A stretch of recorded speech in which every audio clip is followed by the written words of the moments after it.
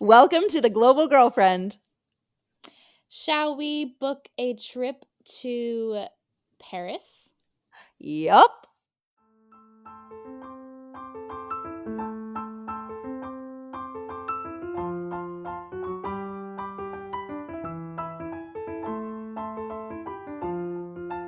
Well, welcome back to the Global Girlfriend. My name's Morgan. And I'm Brianna, and we are your hosts of the Global Girlfriend podcast, where we share tips and tricks and all things about living life abroad.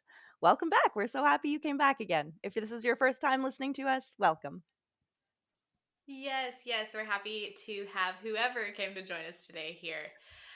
Okay, so it's actually been a little while since we've last recorded, and so what have we been up to? What have we been up to, Morgan? You've been on some really cool trips. Why don't you tell us where you've been? Yeah, I feel like in the last few months I did a little trip to Costa Rica, which was a long time coming. It's been on top of my list for a long time.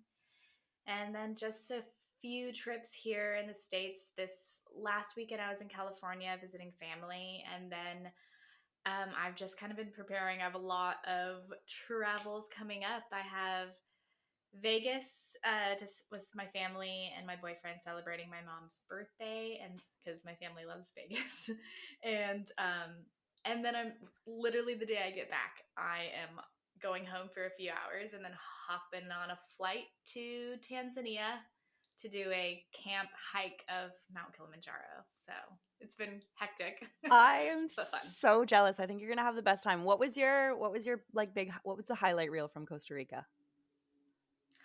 Oh goodness.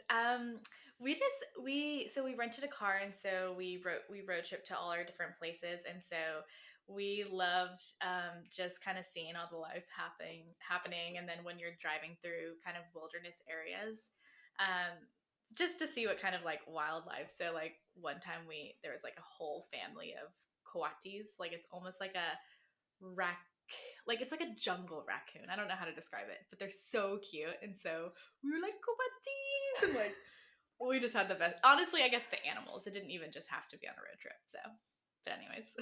Oh my god, I love that. That's so uh, great. yeah. I've been up to a little bit of travel as well. So we took a break from recording over the winter holidays. We don't really know when this episode is going to come out, so this might be months ago by the time you're listening to it. But I went back to Canada for the winter holidays, which was Oh amazing. I yeah. got to see my friends and my family. And that was just like so wholesome and wonderful and a great time. And then I flew back to this side of the world, and I have a friend staying with me right now. So I love when friends come to visit because I feel like sometimes, even though I live in Bali, like I do still have a very regular life. And so it's very nice when a friend comes to visit that I can actually go and do a little bit more exploring and see things I haven't done before. Oh yeah. So this past weekend we went to one of my favorite places in Bali. It's called Nusa Lembongan, and it's like about a 30-minute ferry ride from the town where I'm living. And it's just like this beautiful island. There's no cars, there's only scooters. The waters are Oh. like super crystal blue. The surfing is like very Mm-hmm. friendly waves for beginners, which we love. Love And we that for just you. like we got a scooter and we just ripped around the island for a few days, which was like so beautiful. And so that was Oh. really nice. And then this weekend, we're going to the Gili Islands, which there are 3 islands. It's a 4-hour boat ride. And I am Oh. terrified of boats. So let's see. Let I didn't know that actually. Yeah, I don't like it when they go back and forth, when they go up and down. I don't like the sound of the engine.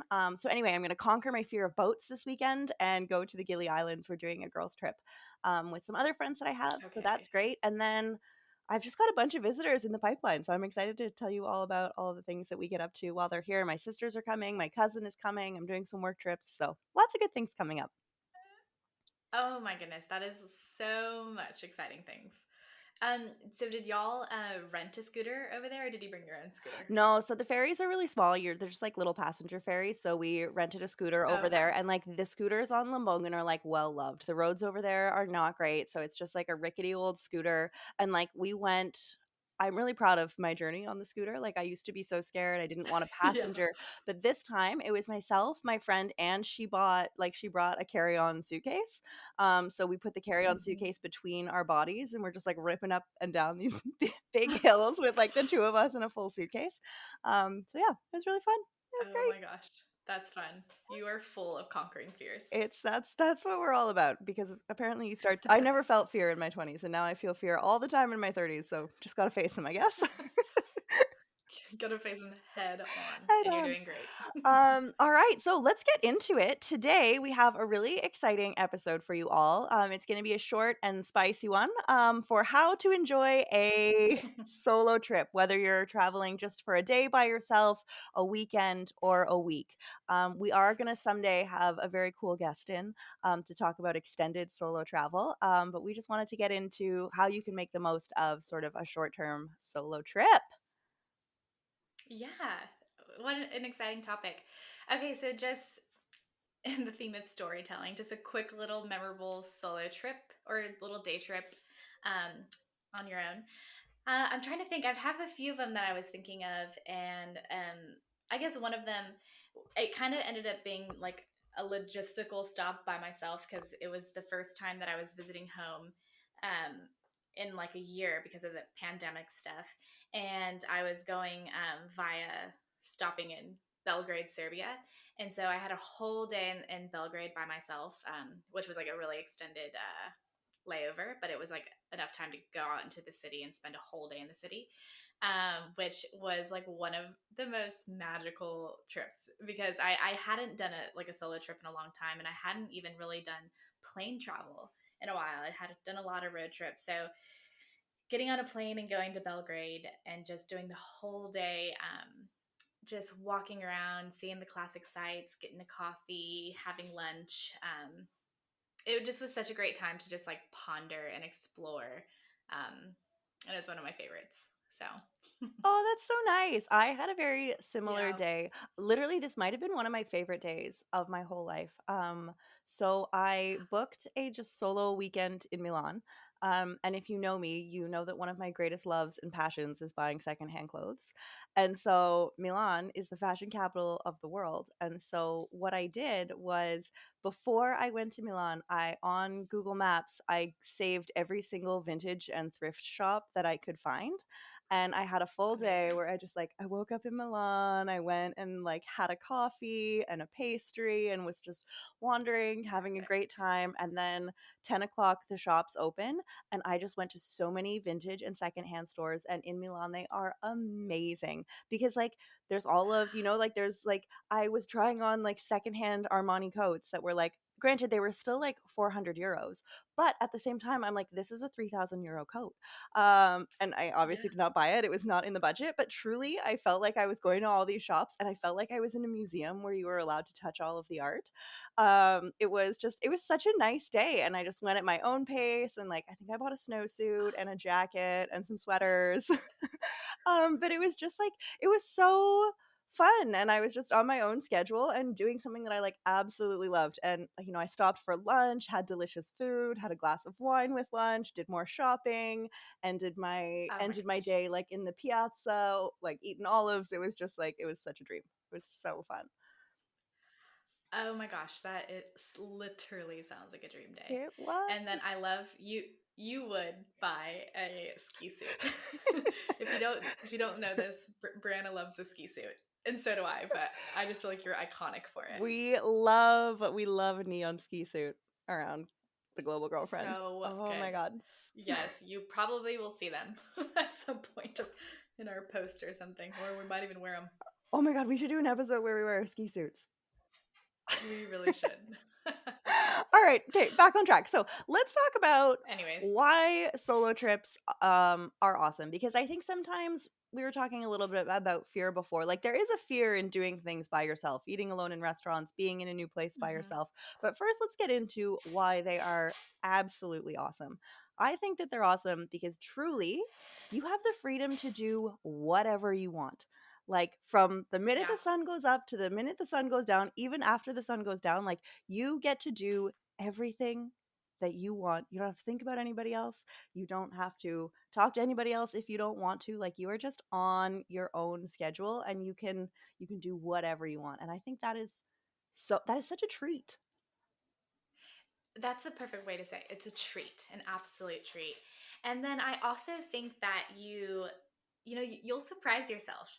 And like even Brianna mentioning like fears that can go into this, you might think like, I don't know if I could do this. Like it's so uncomfortable. I'm not feeling great about it. But I think you're going to surprise yourself and you're going to build confidence and independence and just like see what you're capable of, and that you get to just go about the day, the world, wherever you are. Um, and do it through your lens. I just really think you'll surprise yourself at like how capable you are. And it really does instill a confidence and an independence that I do think life like shared is the most beautiful, but I do think we need these moments um, to bring balance A in our hundred lives. I don't percent. know. And I also find that like I just feel so recharged and like creatively inspired after I spend a day or a weekend with myself. It's almost like, you might start the morning feeling a little bit unsure, but I find as the day goes, I just get this like Mhm. adrenaline rush where I'm like, oh my gosh, that was amazing. And that was amazing. And look at that balcony. And oh my gosh, look at this river. And I can't wait to sit in this park and read my book.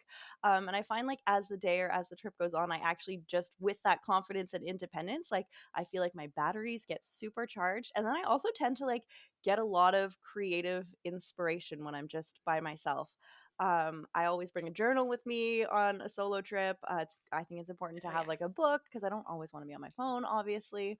And I just feel like when you're in a new place by yourself with fresh eyes and no other person distracting you, I feel like our podcast came out of some alone time. I just feel like Oh yeah. you can practice photography for as long as you want. I just feel like when you do a solo trip by yourself, you are just recharged and absolutely creatively inspired, which is so cool. Oh yeah, that is so spot on, and it just allows you an opportunity to connect with a place at your own pace. And that is a very unique experience because most of our lives is sharing it with, different visitors, a partner, family, coworkers, whatever. So I think to connect with a place at your pace is just special. No, it's So like just a world of benefits that solo travel can bring. absolutely. And I think also what, in order to like fully enjoy your solo day or weekend, I do think that planning is a little bit crucial. So you're not just super lost. Having a general outline is like a good thing to do. But maybe let's talk about, because maybe there's some people listening that have never done a solo day by themselves, or you've done a solo day and you want it to be better. I think the first thing that you need to do when you are planning a solo trip is to choose your destination very wisely, especially if you're new to solo travel. Like maybe you don't want to go somewhere where you're feeling super insecure or unsafe. I think you should choose somewhere that is suited to your interests, that's sort of easy to navigate. Maybe they have a good metro system or Ubers are available. And I also don't think you need to go all the way across the world by yourself for the first time. I think you can go to a nearby town, or if you're in North America, pop on down to the States or vice versa, that sort of thing. You don't necessarily have to go all the way to the other side of the world by yourself first. I think choose your destination wisely, so that you create an enjoyable experience for yourself. Yeah, absolutely. Local is absolutely just as rewarding. And it's a good little test to see how you like it and if you want to do more of it. And I think another important thing to make sure you're planning this successful day or however long is pack smart. So bring essentials. And I think just like bringing essentials, yes, like bring a water bottle. Make sure you have comfy shoes unless you're totally going for fashion that day and it doesn't matter. Couple emergency snacks are good. Um, but I also think just making sure, especially if it's an overnight one, making sure you have even some of those comforts that will make you feel more at home on this solo adventure. For me, like a random thing I always love to bring is a heating pad. So like no matter where I'm staying, like what the bed is like, um, it always just brings like a warmth and a comfort. And so I think just make sure you have those essential things that make you feel comfortable, or a book or a journal that you'll be able to escape in while you're out Uh, solo exploring. Absolutely. And I think the only other thing I would add to that list is having a portable charger. I mean, as much as like Oh, as much yes. as I try to like not be on my phone and be present, like when you're by yourself, you are the navigator. You are on Google Maps all of the time. I'm figuring out, do I need to like make a reservation for, like, you're on your phone a lot when you're by yourself. As much as like I try and avoid it, you are going to be on your phone a lot, and you don't want to get stuck in a city where you don't know anybody and you don't have a charger and maybe you don't speak the language to know how to ask to buy, like, just just have a portable charger. No, that yeah, that is so essential. And like make sure all your things are charged as well. Like cuz you made me think I love to bring my camera and take photos and just slowly go about the day just snapping photos. So make sure that's charged up. Yeah, so good call. So Good let's call. talk about, so when you did your day in Serbia, or when you've done like another solo day or weekend trip by yourself, do you know minute by minute what you're going to do? Do you have a loose plan? Do you have no plans? What's your approach to that? That's a great question. So, I usually, and how I mostly do any trip, is I usually do a little bit of research right before because I often can't get into the full mindset until it's like about to happen. And so I look up different articles, blog posts. I talk to people who have traveled, like friends who have traveled, and then I like look up things and then I mark them on my Google map. And I will like download the offline map in case I'm in like another country or something and I don't have service. That's essential. Very smart. Um, and and I have an idea of like maybe like a coffee shop I want to try or like some essential places or areas, and I make sure I make my way there. But usually it's not so specific. It's just out of all my information gathering, picking some of the places that look the most interesting to me, and I mark it on the map, and then I figure out the best route to walk or however that day. So it's loose because you also always want to see like what is going to come your way or what you're going to encounter.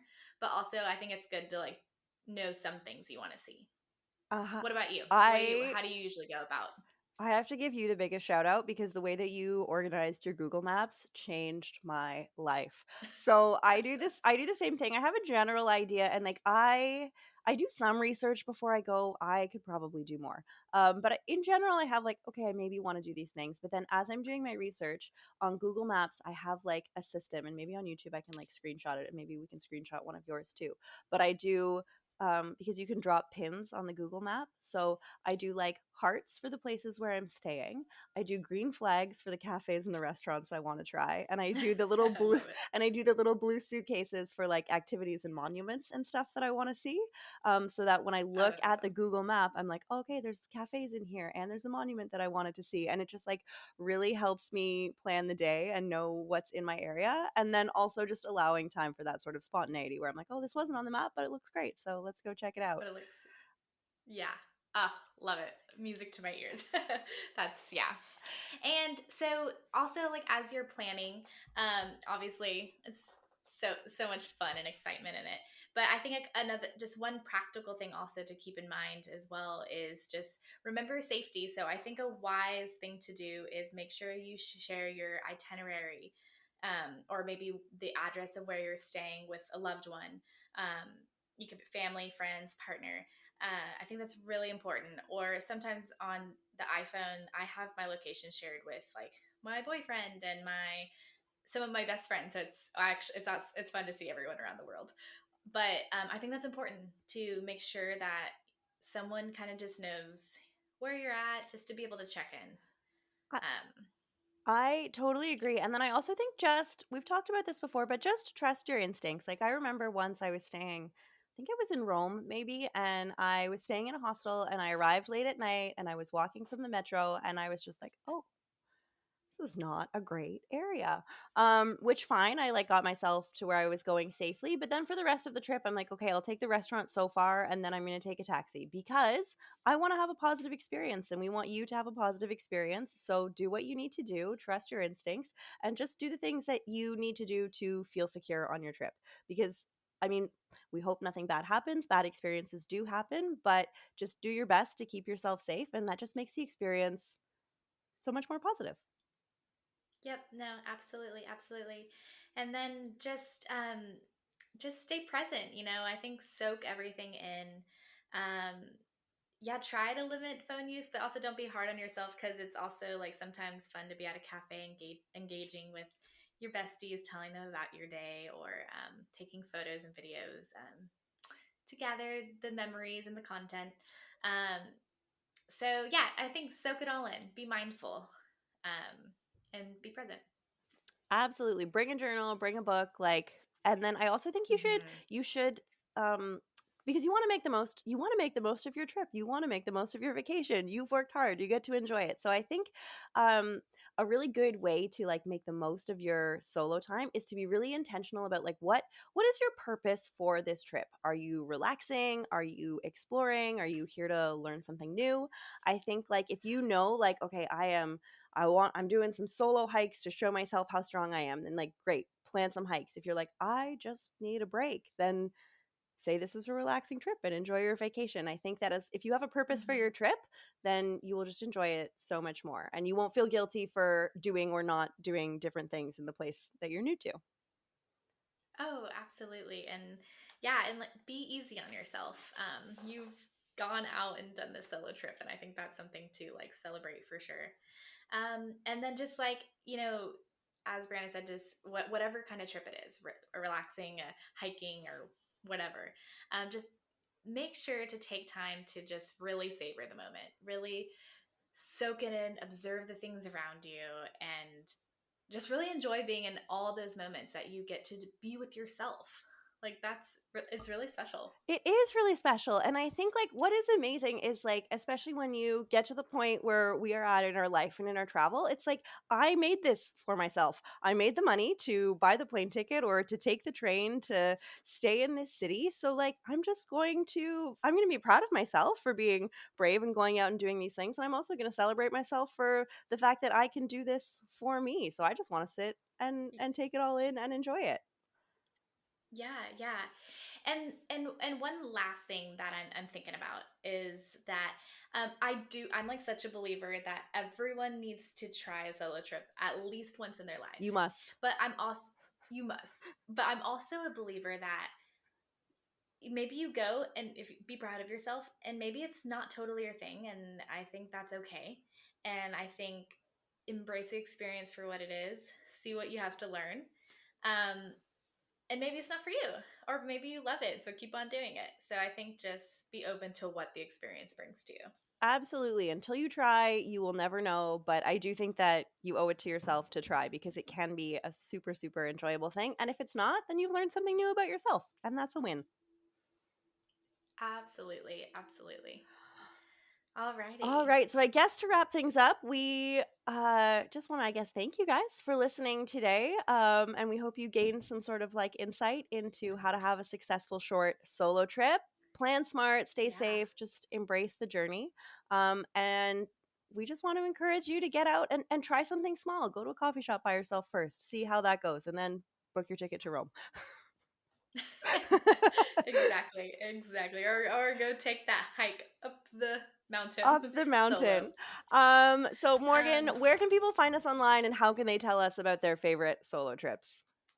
yes, yes, we would love we're all about storytelling, so we would love to hear your stories of ideas of solo trips or ones that you've already been on.